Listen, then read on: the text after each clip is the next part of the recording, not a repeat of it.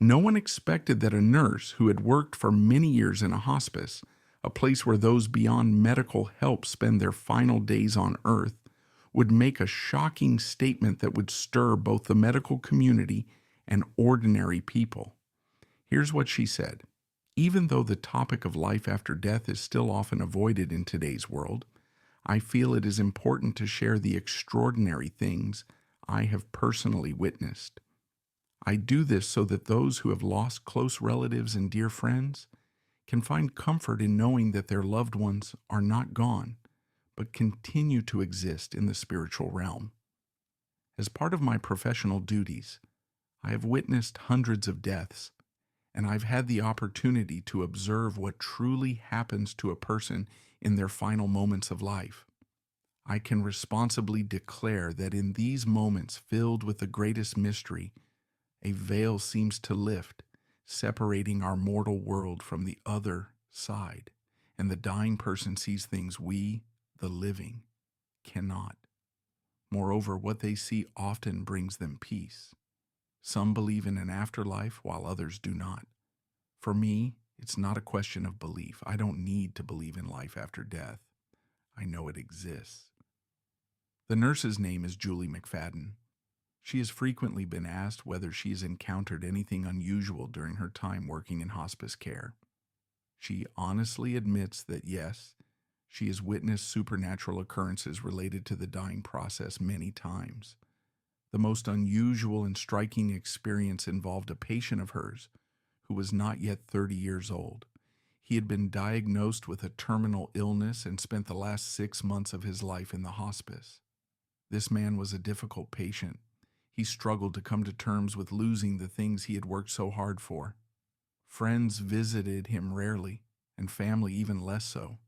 Seeing how his loneliness weighed on him, Julie often talked with him, and over time, he began to consider her a friend.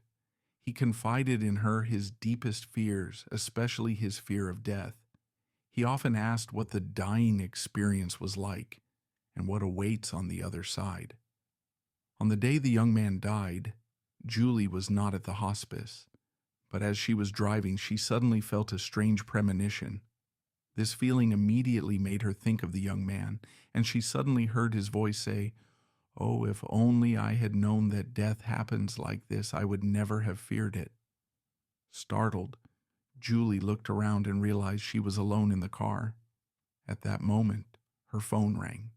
The duty nurse informed her that the young man had passed away. Julie then understood that, in his final moments, he had sent her this message in gratitude for her care.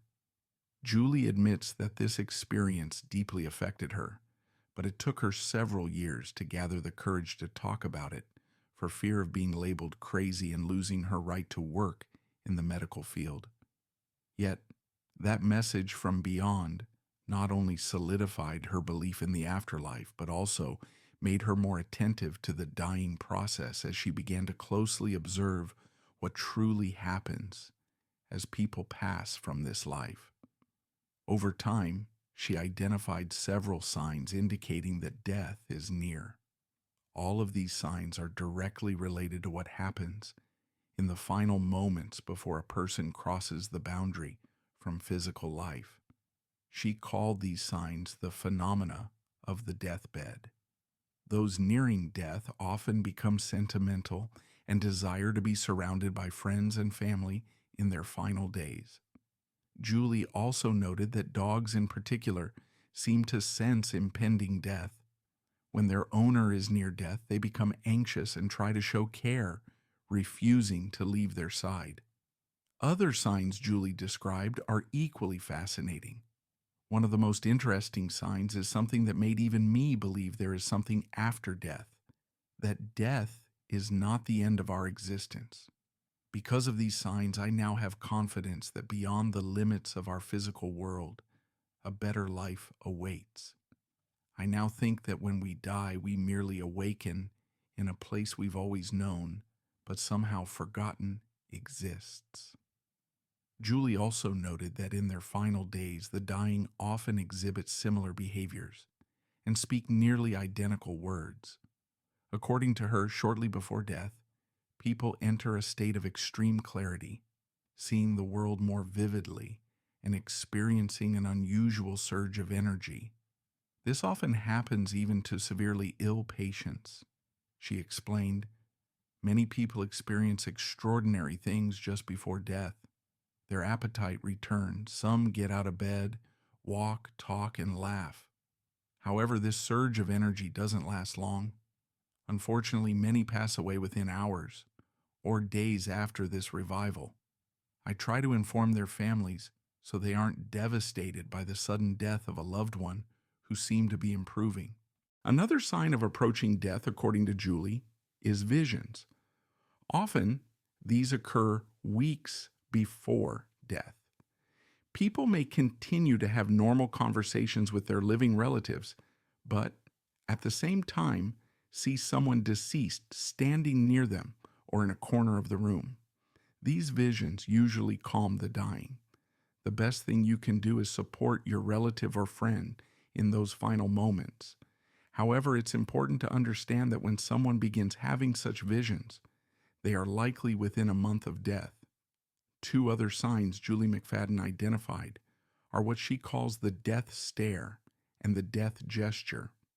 The death gesture involves the dying person, while lying or sitting in bed, reaching their arms upward as if trying to embrace someone. Julie described one such instance. One of my patients sat up in bed and stretched her arms upwards. Naturally, I asked what she was doing, and she replied, "I'm opening the doors to heaven." As for the death stare, it typically looks like this. A person stares fixedly into a corner of the room, as if seeing something profoundly important. Often, they are seeing a deceased relative, or even an angel. But perhaps the most remarkable fact is that people often accurately predict the time of their death. Julie McFadden witnessed many instances where patients would simply say, "I will die tonight. I know it. I can feel it." And it would happen just as they predicted. Some patients wait for their family to gather before passing, while others prefer to wait until their loved ones leave the room. Julie McFadden said, "Perhaps these observations will help people fear death less. The more I spoke with dying people, the less I feared the end of my own life. I've seen many supernatural things happen at the moment of death. Nearly all of them give us hope that there is a wondrous world beyond this one, where we will likely meet our loved ones again, without any limitations." Another hospice worker, David Kessler, who collaborated with the world-renowned psychologist Elizabeth Kubler-Ross, also shared his experiences observing the dying. He recounted many similar stories of deathbed visions, concluding that if there were nothing beyond our world, the dying wouldn't consistently report the opposite. For him, these experiences were proof that the afterlife is real. This is what he said about that time. "My first experience with deathbed visions was with a woman named Dora. She had been bravely fighting an incurable disease, but during the last week of her life, she began drifting in and out of consciousness. The first time it happened, she was unresponsive for a while, but then suddenly regained clarity and began speaking to someone no one else could see. From that day on, she increasingly seemed to look through her visitors and the medical staff caring for her, as if seeing beyond them. She was having conversations with her invisible guest. When Dora's condition reached a critical point, she began speaking with her deceased mother. None of us present had the slightest doubt that Dora truly saw her mother, as her voice was so sincere and tender. According to Dora, her mother's clothing was made of such brilliant light that it hurt to look at. So intense was its radiance." David Kessler added, "I am not a religious man, but this vision does not seem impossible to me. It seems like a natural progression at the end of life. Our parents wait for us on the other side to help us transition to a different plane of existence and show us the way forward." In his research, David Kessler shared this case. A woman was dying of heart failure, and one day her doctor noticed that she began talking to someone who was clearly not there. It was her deceased husband. Her relatives thought she was hallucinating due to the medications and asked the doctor to stop administering them. But even after that, the woman continued speaking with her late husband, easily switching between conversing with him and interacting with her living family members. David Kessler lamented that most medical professionals do not openly discuss such phenomena and never publicly acknowledge them out of fear of being labeled insane. So they attribute all such visions to medication side effects or simple hallucinations. But in his opinion, the afterlife is real. He said, "I have observed dying people in hospice for many years and would like to share one more interesting observation. I have never heard a dying person say, 'Nothing is happening, I see nothing, I am entering nothingness.' If there is nothing beyond this world, why do the dying say otherwise? If that's the case, I would rather believe the words of those who are passing away than the doubts of the living, who have never worked with the dying in hospices, places where people have nothing left to lose and certainly no reason to lie." Another hospice worker who shared unique insights was Barbara Carnes. After observing many people in their final moments, she compiled a comprehensive guide meticulously detailing the behavior of patients as they left this mortal world. Here's what Barbara had to say on the matter. "Death equalizes everyone. Among my patients were both ordinary workers and individuals who held high positions in society. But when someone is dying, their social status loses all significance. Every person, regardless of their status, fears the unknown. And this fear is especially heightened when the dying person has already witnessed the painful departure of a loved one. However, in my experience, more than half of my patients lose that fear shortly before death." Barbara further noted that several weeks before death, people often see those who passed before them. Over decades of work, Barbara collected hundreds of such stories. She has no doubt that the deceased come to the dying in their final days on earth to help them transition from the physical world to the afterlife. According to Barbara's observations, the figure most commonly serving as the guide to the next realm is the dying person's mother. This is not surprising, since if a person had a good relationship with their mother, there is no one more important to them. After all, there is logic to this. The mother brought the child into this world, and she will guide them into the metaphysical realms of existence.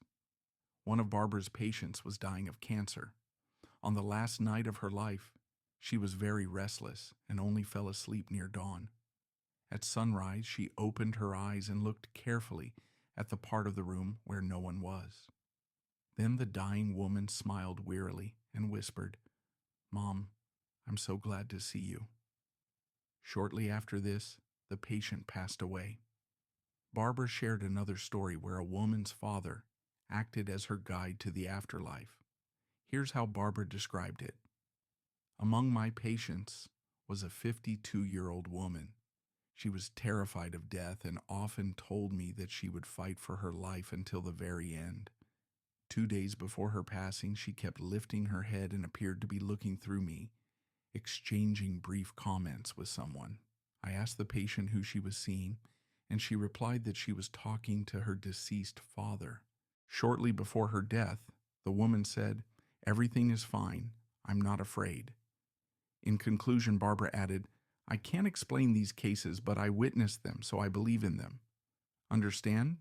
It's one thing to read about it and another to personally be present at the moment of death and feel with every fiber of your being the touch of the afterlife." Barbara wrote the following about such cases. There are 3 theories about how and why these events occur. The first is the physical theory, which suggests that such visions are caused by a lack of oxygen and the release of various chemicals in the body.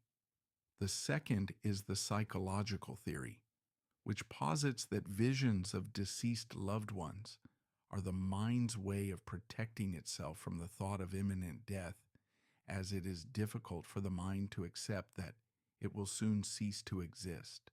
But there is also a third, the spiritual theory. This theory associates these supernatural experiences with the presence of a soul and the reality of the afterlife. Barbara also noted that in the weeks leading up to death, a person often loses interest in the material world because it no longer holds meaning for them. As death approaches, the veil separating our physical realm from the afterlife begins to thin, and the dying person starts to feel as if they are existing in two worlds at once. Perhaps that's why people see those they love, those who have gone before them. In addition to meeting deceased loved ones, patients often describe seeing lights and places of incredible beauty. For example, one hospice patient grew weaker and weaker by the day. But one day she sat up in bed, raised her eyes, and asked, "Do you see the lights? They want me to follow them." A few minutes later, this woman passed away. According to Barbara Carnes, bright lights are a common feature of many end-of-life experiences. She believed that they may represent spiritual beings, some extraordinary phenomenon of the spiritual realm, or perhaps something else that we, as living people, are not yet capable of understanding. Another patient spoke of hearing beautiful choir music and feeling the touch of angel wings on her soul.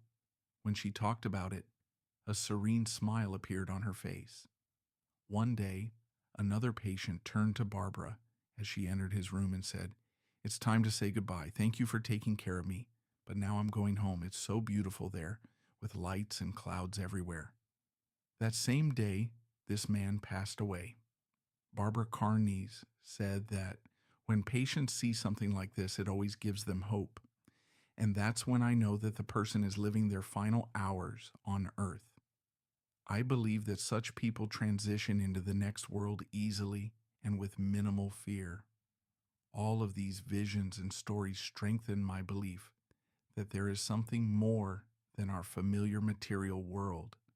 At the very least, it gives me hope that when my time comes, someone I care about will also come to help me make that important transition to the afterlife. Let's face it, death is already frightening enough. So it would be quite comforting if we were met with love and tenderness on the other side. Feel free to comment on whether you think this is true, and let us know what you think awaits you in the afterlife. Don't forget to like and click the bell icon so you don't miss future videos. Thanks for watching. Wishing you all long life and well-being.